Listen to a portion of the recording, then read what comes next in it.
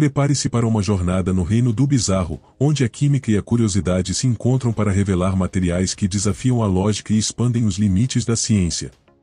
Já se inscreve no canal, deixa o like, vamos começar. Bactérias em Vênus. A possibilidade de vida em Vênus é um assunto de interesse na astrobiologia devido à proximidade e semelhanças com a Terra. Até o momento, nenhuma evidência definitiva foi encontrada de vida passada ou presente. Nos anos 1960, estudos realizados via espaçonaves demonstraram que o ambiente venusiano atual é extremo em comparação com a Terra. Pesquisas continuam questionando se a vida poderia ter existido na superfície do planeta antes de um efeito estufa descontrolado e se uma biosfera relicta poderia persistir na atmosfera moderna de Vênus. No entanto, pesquisas publicadas em setembro de 2020 indicaram a detecção de fosfina na atmosfera de Vênus, não ligada a nenhum método abiótico conhecido de produção presente ou possível nas condições venusianas. Uma molécula como a fosfina é esperada para persistir na atmosfera venusiana, pois sob a radiação ultravioleta eventualmente reagirá com água e dióxido de carbono. Estudos relacionados sugeriram que a concentração inicialmente reivindicada de fosfina nas nuvens de Vênus indicava uma quantidade plausível de vida e que a densidade de biomassa prevista típica era várias ordens de magnitude inferior à densidade média de biomassa da Terra. Em 8 de fevereiro de 2021, uma atualização sobre os estudos considerando a possível detecção de formas de vida em Vênus via fosfina e em Marte via metano foi relatada. Em 2 de junho de 2021, a NASA anunciou 2 novas missões relacionadas a Vênus e Da Vinci Veritas. Galvornor foi descrito pela empresa de desenvolvimento de materiais Dexmat como um material mágico que supera o aço em resistência e o alumínio em leveza, prometendo reduzir drasticamente a produção de dióxido de carbono.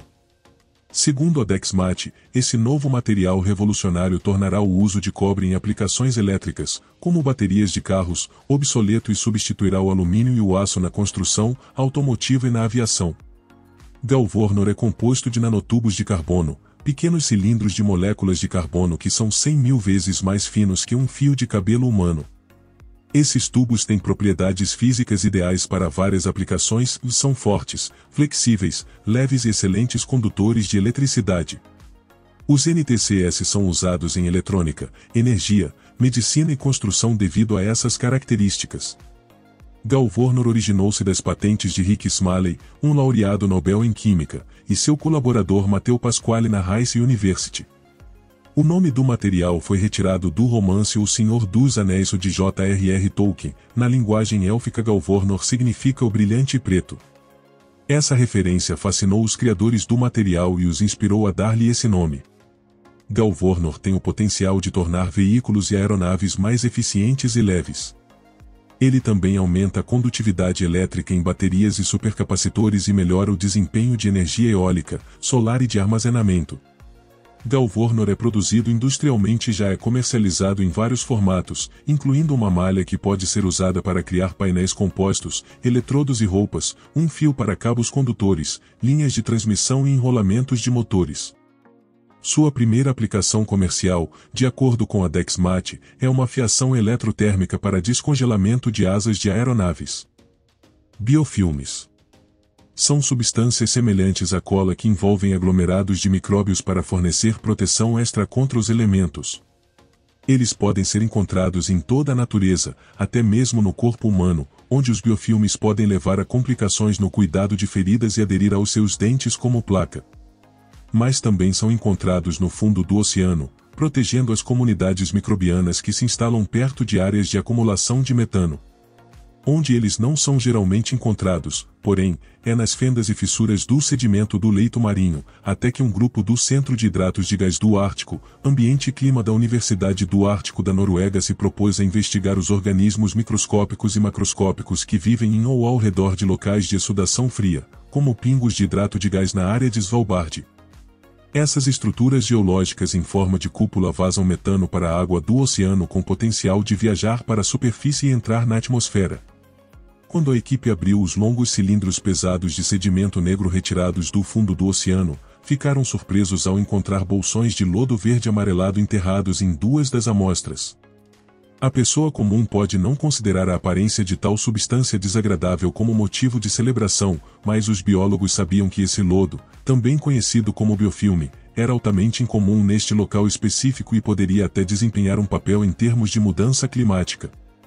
Este foi o primeiro caso de biofilmes visíveis a olho nu encontrados nas fissuras de sedimentos ricos em metano, e eles poderiam provar ser uma ocorrência comum da qual anteriormente não estávamos cientes.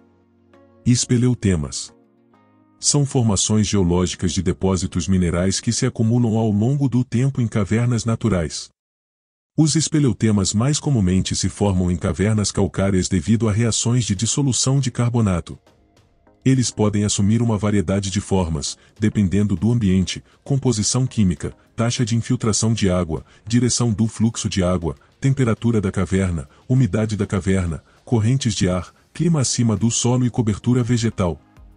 Menos comumente, os espeleotemas são feitos de sulfato de cálcio ou opala. Espeleotemas de carbonato de cálcio puro ou sulfato de cálcio são translúcidos e incolores.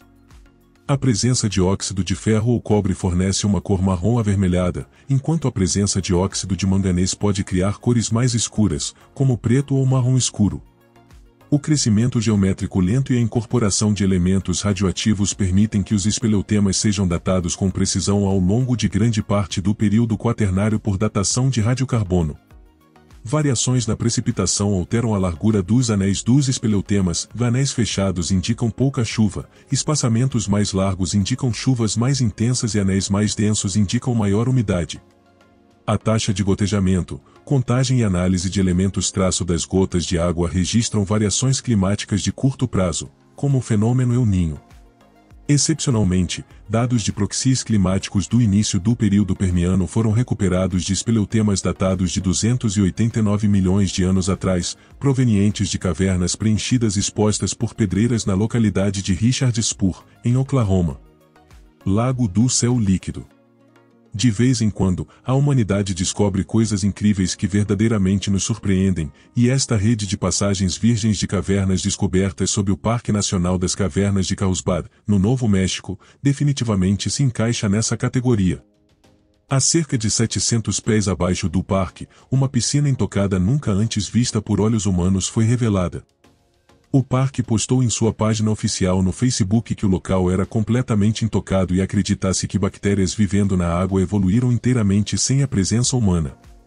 O que torna a descoberta mais surpreendente é que a piscina é cercada por rochas brancas e congeladas, fazendo com que sua aparência pareça irreal. A água na piscina é na verdade cristalina, com a aparência cremosa sendo simplesmente uma ilusão óptica. No entanto, os especialistas acreditam que a água deve ter vindo de chuvas antigas que se infiltraram pelo calcário acima e deslizaram pelas paredes da caverna até a piscina.